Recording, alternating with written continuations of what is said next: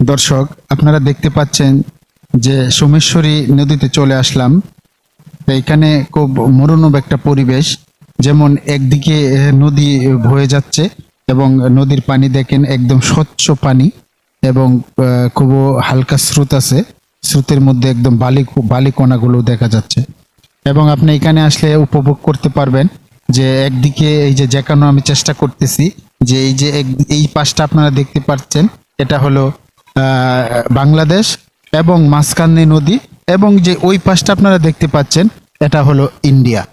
তাহলে আপনি এখানে উপভোগ করতে পাচ্ছেন একদিকে বাংলাদেশ, মাঝখানে নদী, এবং এই পাশটাতে আপনি ইন্ডিয়া দেখতে পাবেন।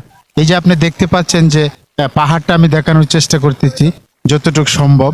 আপনি এই যে পাহাড় দেখতে পাচ্ছেন, এই পাহাড়ের অপর পাশেই হলো জাস্ট এই পাহাড়টাই হলো ইন্ডিয়া, এবং পাহাড়ের উপরে আপনারা, যদিও আমার ক্যামেরা আসতেছে না, এটার উপরেই তাদের বিএসএফ এর চৌকিগুলা, তারা যে সীমান্ত পাহারা দিচ্ছেন, ওইখান থেকেই তারা বাংলাদেশে নজরদারি করতেছে।